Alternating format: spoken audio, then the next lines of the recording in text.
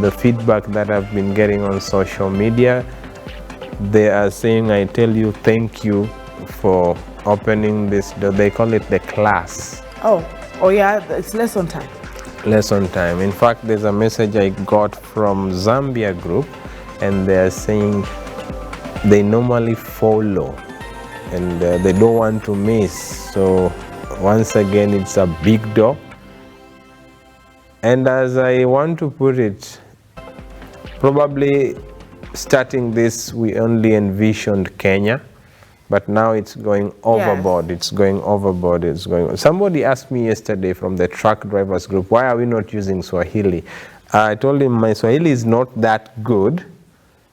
We could use Kiswahili also. We will bring people on set eventually who can also speak in Swahili. So if you don't see Mr. Word on set, don't say, oh, lesson time is over. I think the viewers should also agree, at this point in time, that eventually we'll get someone, who represent you or sit and speak Swahili, depending on what exactly we'll be discussing. Yeah. Yes, but good morning. But then I also made it clear to him that in as much as we put in a bit of Swahili here and there, we have an audience that is not also fluent in Swahili.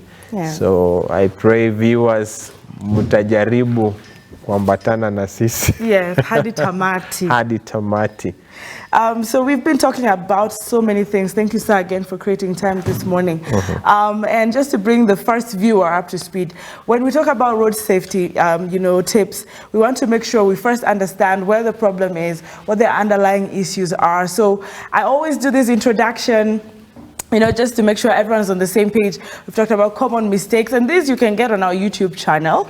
You can also, go to Facebook, look up TV. There's always a live stream there, so you will not be left behind. It is lesson time, so you can always catch the other lessons prior to this one. And yesterday we had an authority set, and we talked about, the roles of the authority. What is to be done? Actually, we had solutions, a solution-focused discussion yesterday. A very, very interactive one, and I hope the viewers like Blessed Dan are already up. Joyce, I have seen you up. Muyu Karaoke, and of course, Nasha Mover, Mr. Eugene, the people who really look forward to the morning drift. And today we thought of defensive drivers. And we've always talked, you've always mentioned defensive driving, and it's not everybody who really understands what this defensive driving is. So today we thought we would just delve deeper into that, and I will start by allowing you to just, start the lesson time, and I'll take the questions from the audience as well on what their concerns will be moving forward. Karibu sana.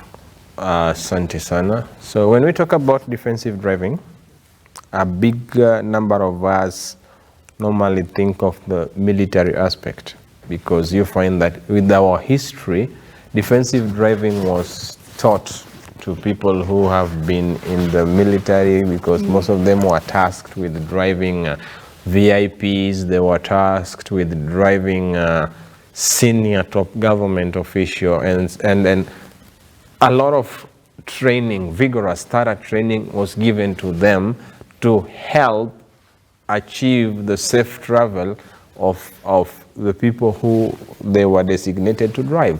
So that is where most of us start to think defensive driving. It means I should know how to drive when I can handle a gun, when I can handle. So there is that perspective part of it, which is okay. For the military and armed people, that is their part. It even goes deeper into what we call HEAT, hostile environment driving training. You don't drive the way we drive on Rongai Road, the way we drive on Langata Road, the Southern Bypass. We don't drive that way in the battlefield. Oh. It's thorough. There are things that you must be able to look out for. So it was done. There are people who have excelled in this, and they did good research, and they have developed syllabuses, then transferred that to what can accommodate us as civilians. All right. So defensive driving is just the art and the ability to see, look, identify, resonate with, and react to. Okay. Making others have the ability to rectify their mistakes. You are in a position to make sure that the pedestrian who says huyu dereva ananiona and the driver who says huyu pedestrian ananiona, you are able to be that party that takes the trophy. And even if you don't tell them you're alive today because of me, you know you have done. And it's not even something heroic, by the way. That if you save someone's life on the road, it's heroic. No. There is Florence Barra, the French lady, who quoted our conversation and said, she's very proud of me because I saved her life. It was not even on the road. Most people are asking, how did you save her life on the road? Actually, I found when she had been run over by a truck and she had broken ribs. So she was laying down there. So the side of the saving that came in was more of the medical. I organized her ambulance to the hospital, stayed with her for a long time in hospital, was in contact with her and the family, facilitated her being around. So that was what actually ignited me to do road safety. But now, the saving that I mean in defensive driving is that which you choose not to hoot, but to brake. All right. You choose to use the pedals other than the controls of the horn, the sound horn.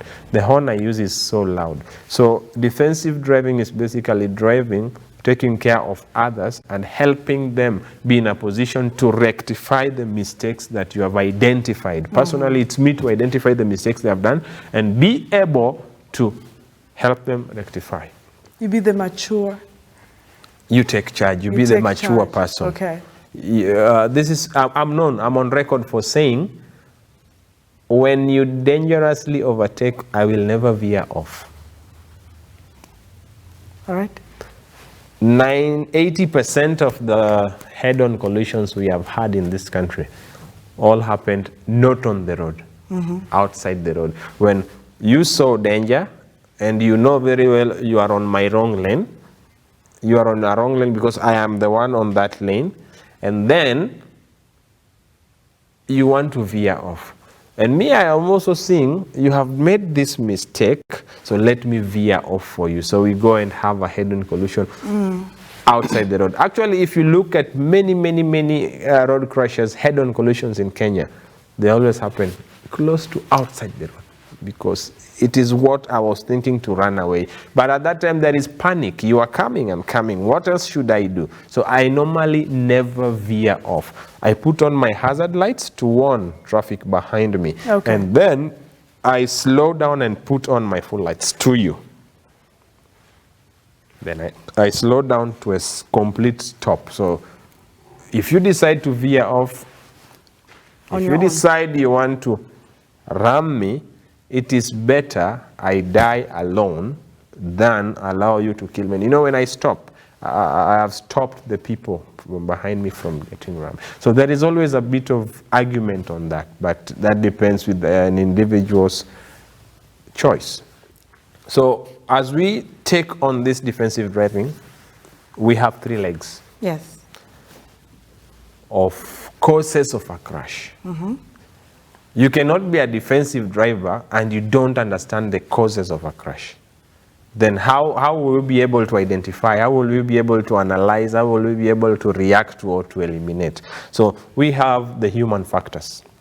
This is the highest leading, and mostly you hear people giving it 95%, 98%. Some even want to give it 99%. So human error, the mistakes that we do on the road, these ones are costing us. This is a yellow continuous line. Then you just decide to do an exceptional safety violation by crossing it. And remember the past conversations we said, who walks into a wall without getting hit? Who walks into a wall without getting hit? You have to feel some pain. So most of us have always crossed the wall and came back. So it becomes a habit. It's a human factor. It's more of a behavioral factor. You know, me and you say. Oh, yes. when you outdo the law and come back scot-free, you feel like, you know, I'm pro. But it's not supposed to be like that. They should not outdo the law. It's building up, and it becomes a behavior, it becomes a culture, and it's a risky one. Because when you go to someone's lane, you don't know anything about how they are coming to you. You have no idea the horsepower their vehicle have. So a lot of it is coming out of ignorance, negligence, lack of knowledge. They create the human factor. Fatigue is a human factor. Then I am tired. Why don't I just take a power nap of 20 minutes? It does the magic. I want to chew cat, I want to do drugs, I want to do coffee, I want to fight the body. The body has something that we call a biological clock. A defensive driver must have that. All right. Number two, we have environmental factors. These are factors that, when analyzed, the driver had no mistake. The vehicle was in good condition. But then, the environment. What do we have on the environment that brings this? Somebody asked a beautiful question the other day when we were having a conversation. Yes. Why is it that roads are never straight? Even on stretches that they should be straight, we always find there is a bend somewhere. The engineers are working it out so that you become alert. Look at the places where we have longer stretches. That is where we have the most accidents and crashes, the most. So the design of our roads is done in a way that at some point you have to be involved and your alertness has to come back. Then we have mechanical. Wamuyu in the past conversation mentioned garages are full. And then we have roadside garages. At times you go to these garages, they've never even seen the vehicle you have. So they want to work on it, asking you questions. It's like, if it stalls, what do you normally do? Whatever you tell them is That's what they will do, with. and you will still pay. Okay. So mechanical, how sound your vehicle is. The vehicle talks, by the way. All right. The vehicle is the best communicator ever. Dashboard lights tell you A, B, C, D. Do you know what they tell you? No. There are certain vibrations in the car that it will tell you. If you're using a manual transmission, if you balance the car from stop with gear 3, there is always some very, very funny shaking. It's like, this gear is so light we cannot do it, give us a stronger gear. If you go to a stronger gear, you hear the smooth. Then the vehicle says, thank you, I am liking this. Do you feel the power? Do you feel the energy? We are going. All right. Most vital injuries, we mentioned.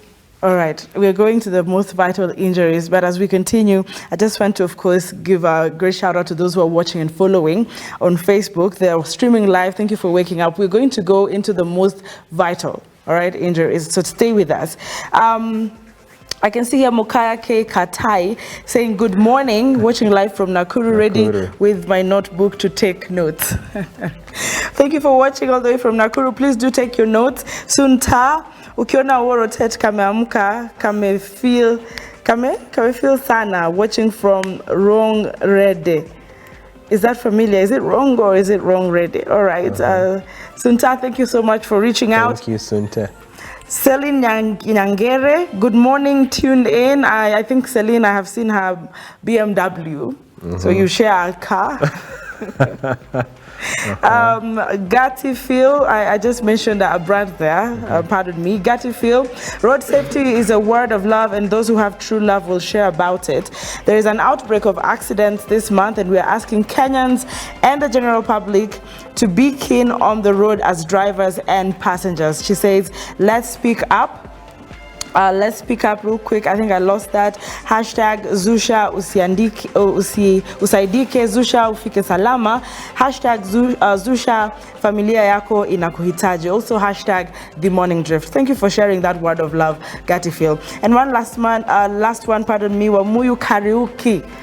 Always there. And Sema, good morning. Tune in kabisa kabisa. Thank you, ma'am. Asante, and we're looking forward to hosting you again. Joseph Kapumpum. Kapumpum. Today you people have very difficult names for me to pronounce. I have come to love this program. Keep it up, guys. Mr. Tat, you're a great man. Solwezi in Solwezi, Zambia. All right, we continue to read more from you as we continue, but now let's cross over to why we're really here on the road safety. Today we're looking at the tenets of defensive drivers, and we're looking at the most vital now, the injuries. So if you want to be a defensive driver, you must know the three legs that cause a crash. Yes. And when you cause the crash, I've said human, mechanical, and environmental. Yes.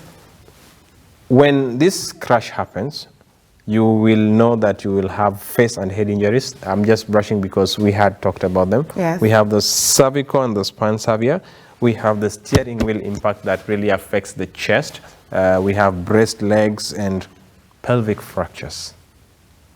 These are injuries that if you really look deep into them, they are costly. And Wamuyu says the head you will never repair the head. You will never repair the head. When you lose memory, there's nothing like the way we flash our phones to reinstall. Yeah. There's nothing that will be done. You'll be gone and you'll be gone. It's so sad when now your people start living with you as you ask them, and you, who are you? I've had such situations where there's a father who lost memory because they hit their head, they did not belt up, and lost memory. So the sad part for that family is every day the father asks them, and you when mtoto wa nani?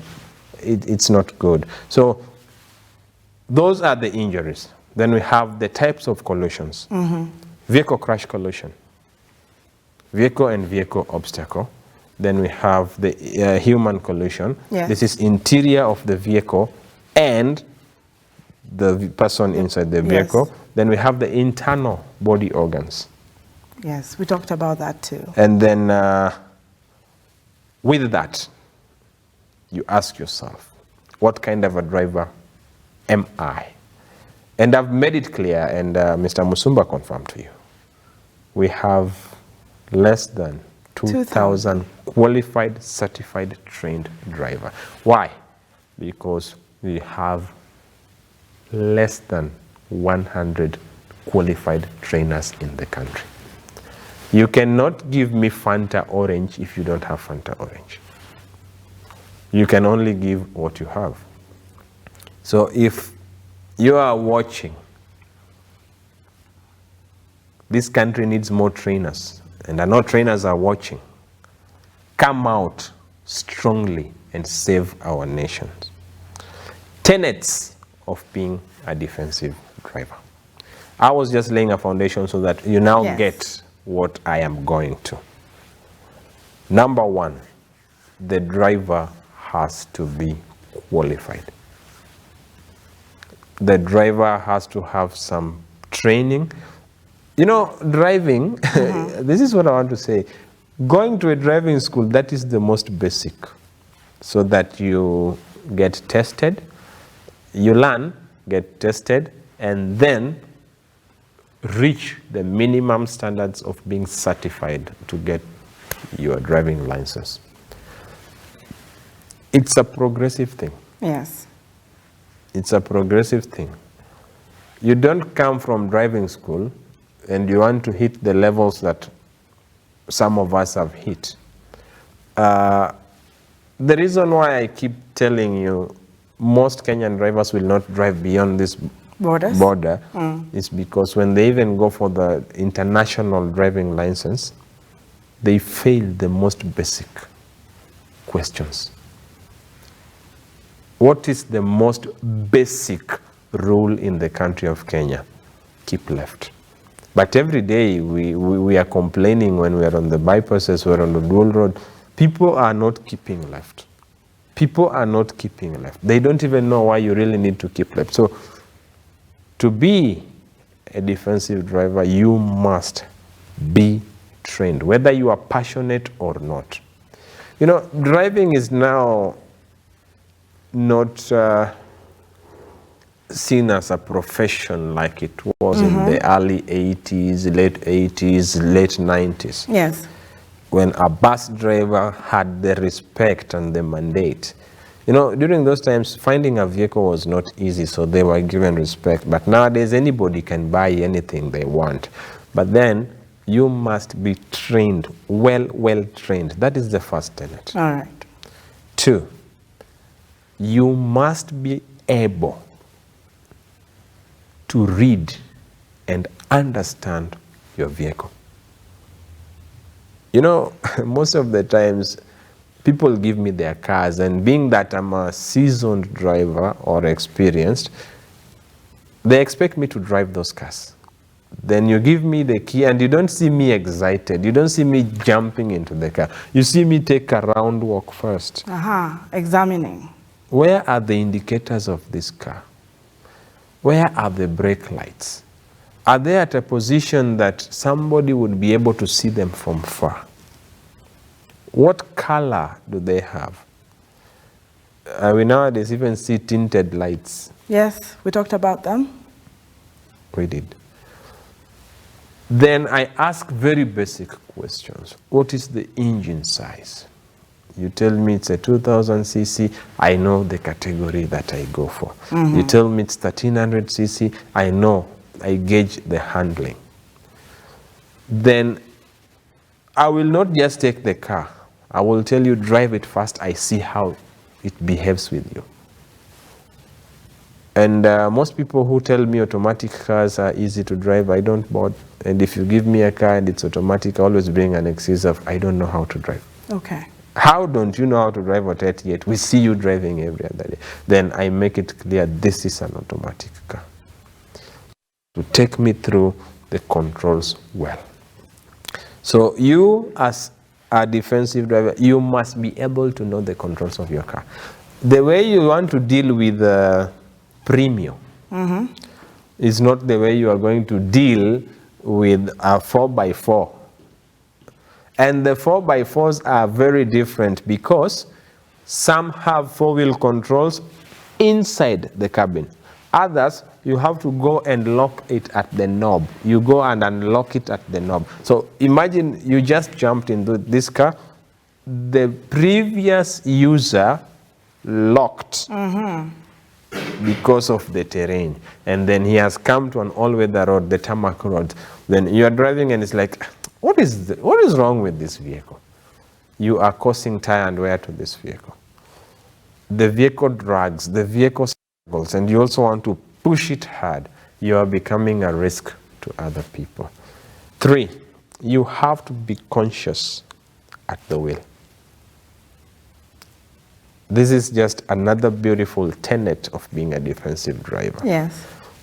Karis Mugo will tell you every average driver must always point a finger when something happens. But you are not conscious of the wheel. A simple question. Yesterday, Velma brought in a very nice aspect in the conversation. Eye tests. Yes. Who even does them in this country? Tell a driver, go for an optical test, and it's like, what are you talking about? Just because you change the terminology, they've lost it. How far should you see as a driver when you're inside the car? 300 meters. Clean. When it's straight, 300 meters. That is the length of 3 football pitches. So we are on a stretch. We are heading to Mombasa. Then 300 meters away from you, somebody is doing a maneuver of a dangerous overtake. You are able to see 300 meters away. Yes. How do you come again and have a head-on collision? Then you realize there is a problem, there is a cancer somewhere. When we say you have to be conscious on the wheel, leave your phone alone. Keep it in the glove box. I said people tell me what a glove box is. The glove box is the compartment that is always on the passenger side that you open. Most of us only put tissue papers and things Some tools. Yeah. Yes. And then we close. That is the glove box. So you should actually put your phone away. What you're saying is put it away and close that. Call me when I'm driving. I'll not pick. Okay. And I'm not at Inaringa. I'm avoiding distractions. Karis Mugo will always put his on silent. You call once, you call twice, say, this guy will call me when he wants. And then when he calls you, he says, now why do you call me? And you know, I'm driving at that time. Eating sugar cane, chewing. Some of us say when they chew gum, it makes them be alive and alert. But there are things, you know you are taking coffee from Java, but must you do it when you're driving? You know, the vehicle is designed, and the safety measure says, hold the steering wheel with 2 hands. And it is at the point of 9 and 3. We used to do it at 10 and 2, but now we go to 9 and 3, which gives you more stability. When you have a V-shape, you are always ready to tackle and handle that car. All right. If you are not conscious on that, is the moment you now see people throwing their stance. Huh? You want to drive with your wrist, but the steering wheel must be held with grip. If you look at the rear side of the steering wheel, there is always grip. Nowadays, they have even shape of fingers to make you feel comfortable. So that if you hold it, the controls are just there. You just hold with the 2 or just hit the controls and they work for you. It helps you keep consciousness on the wheel. You leave the wheel, you begin getting distractions. Can I just throw in a question as we talk about the comfort and the grip? We've seen different drivers, and I don't know if this also has to do with adjusting your seat to where it's comfortable. We've seen people who either move too close to steering, they're actually leaning on it, and it depends. I want you to talk about the distance between you, the driver, and the steering wheel. Yes. This will go with the personal height. There are people who are short, so for them to reach the pedal controls, they have to bring the seat closer. Some of us who are tall, we put it slightly away, and that is why in driving school the basic part is get in the car, adjust your seat to your comfort so that you don't strain. Driving should not be strenuous. Then adjust your mirrors. When you are comfortable, then now adjust your mirrors to come to your comfort. When you strain while driving, that is a moment now when you see they want to leave their hand at Nakuru, and then they want to go with this other one to Nairobi. So we start getting a lot of distractions that kill consciousness on the wheel. So when you leave your steering wheel to start looking at radio stations, you want to look at which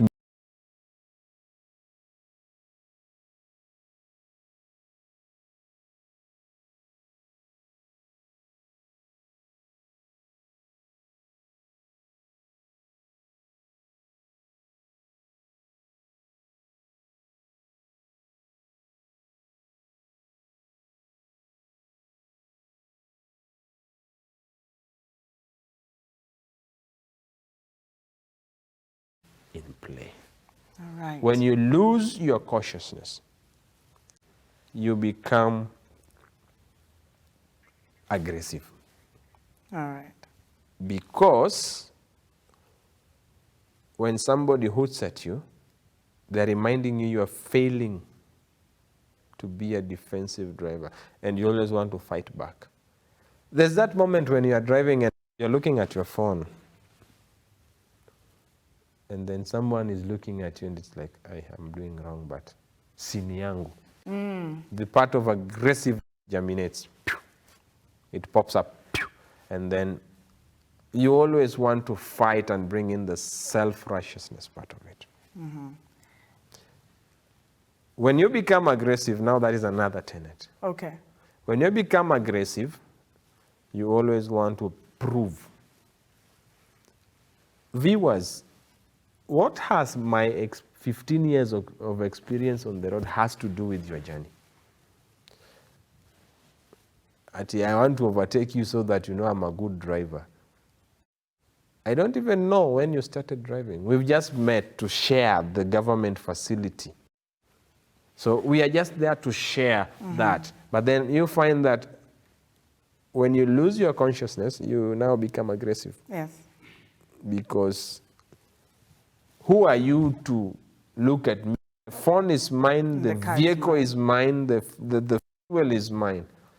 So when you have that kind of aggressiveness, you're actually failing as a defensive driver. You're becoming a vehicle mover. Because you want to look at your phone, and the vehicle is moving.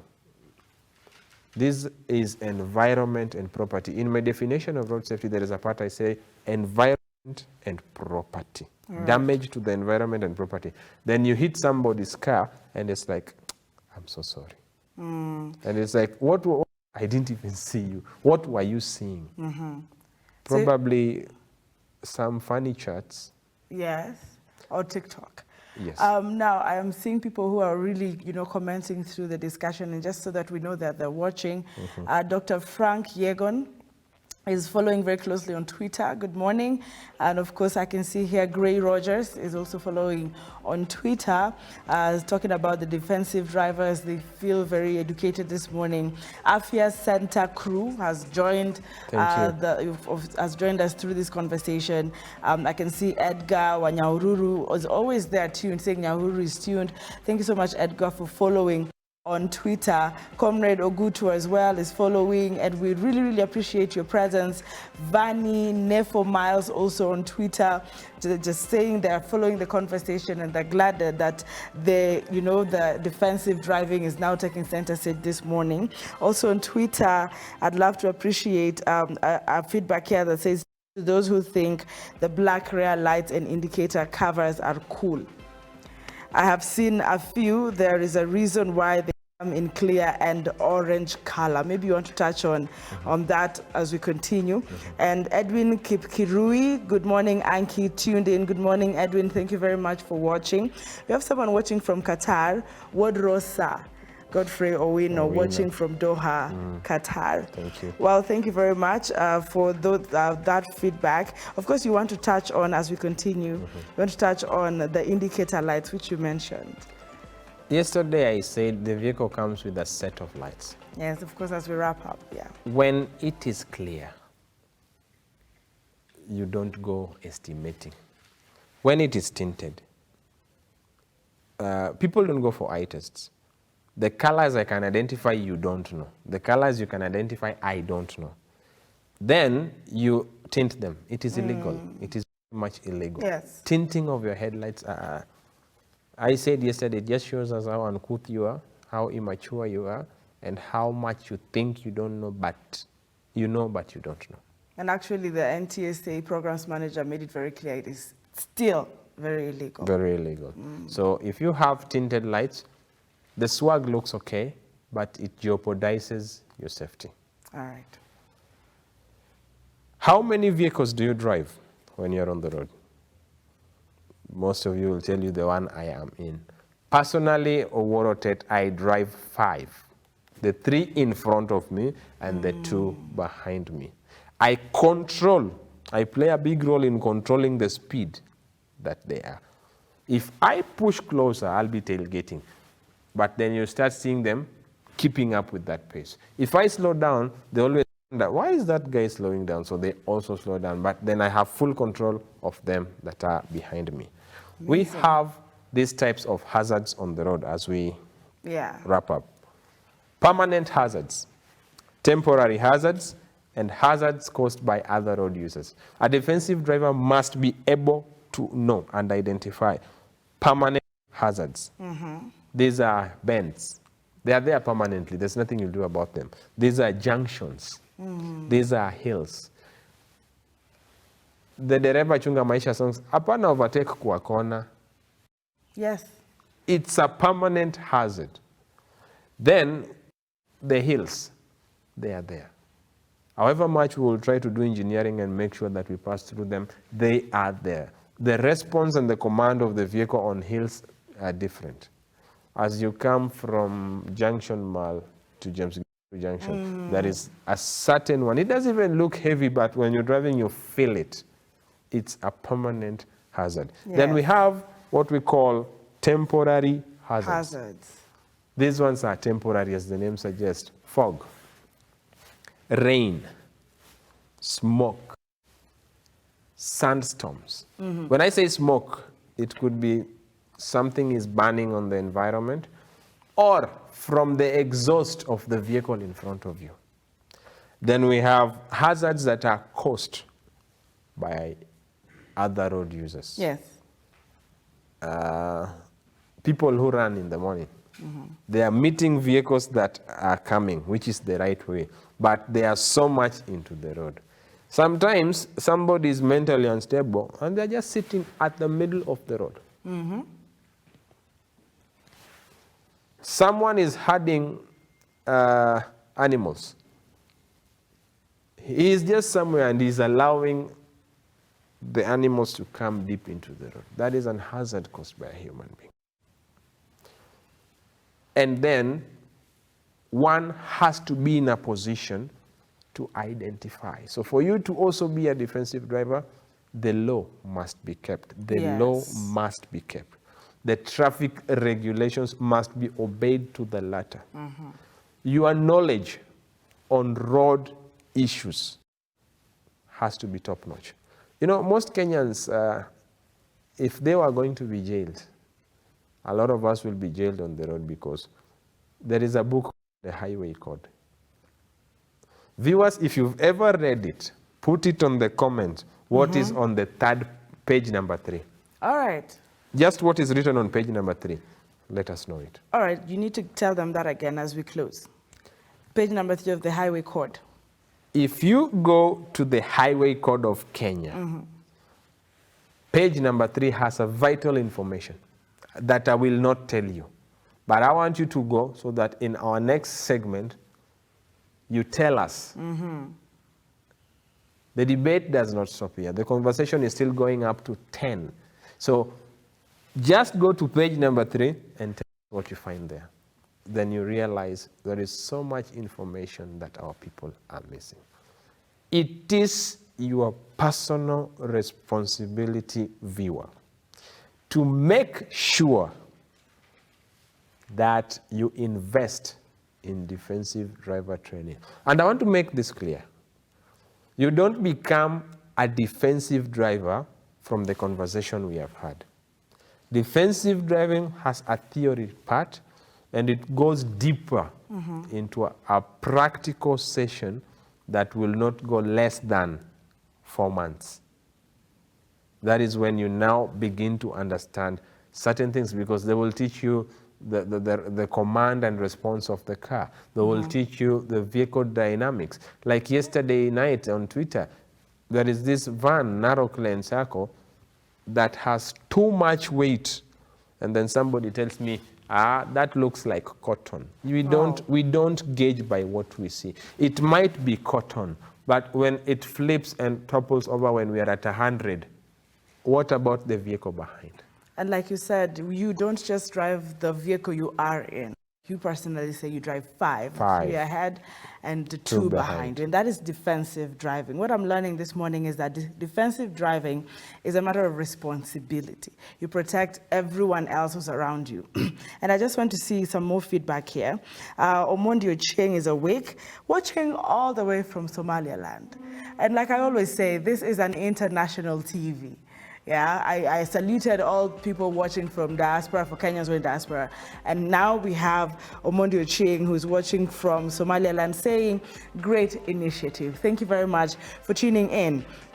Now, Kariz Mugo, all right, says, if everybody understood that driving is a perishable skill, then they would know the benefit of available driver training chances. All right, I don't know what that means, but I'll say that again. He means yes, skills are perishable. You must do refresher courses. Absolutely. You must reinvigorate, you must replenish. Yeah. So now you understand, when people say freedom comes with responsibility, that's the same way the driving is fun, gets you where you're going, but is a perishable skill. And when it comes from Karis Mugo, yes, that is an international defensive driver trainer. You need Good to morning. listen. Okay. Thank you. I want to wrap up real quick. Of course, luckily in South Africa, eye test is a must. That is according to Joyce Kimari, who's joining us from South Africa. So Kenya also, we talked to the NTSA and he said, well, these are things that we want to bring in. And very quickly, Ondiek Abraham, you're a bit late, but he's hacked on page 3 of the Highway Code. He says it's on health and safety. Is it correct? Very correct. We have a winner. So probably we'll start giving hampers on the show. I have a reflector for him. Oh, absolutely. We will follow up on that. We'll also hope that he joins us sometime to just go through the highway code, because we'll have a class for that as well. Page 3, someone says, oh my goodness, it has the table of contents. Health and safety. Health and safety. Omondi Ochieng, page 3 of the highway code has not just contents, but health and safety. You know, if they're Googling, yes. Probably it's a highway code from another country. Okay. All right. Blessed Dan from Sikika, thank you very much for always watching. He's saying Hope Sikika Road Safety are watching. CEO BMTW Dan, and watching live from Pipeline. At least you have talked about this. Those tints are very risky.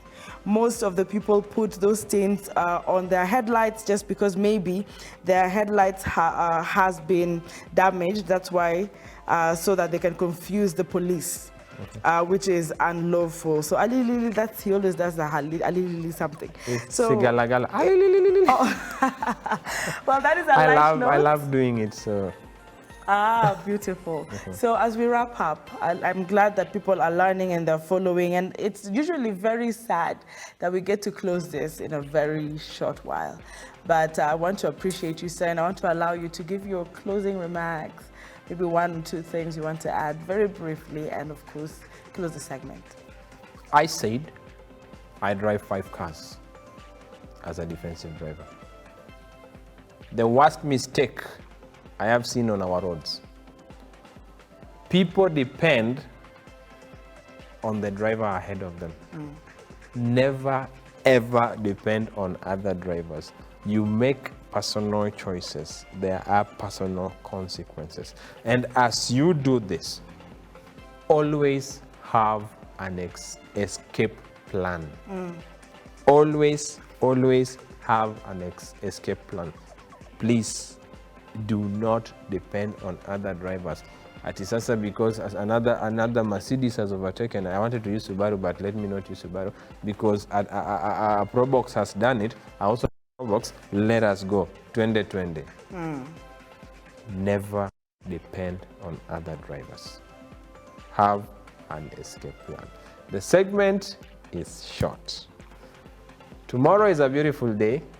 Hopefully, we will be joined by Dan, the CEO of Sikika. If you want to miss, but I will ask you, never ever miss. But please, make sure you tag someone for the next show.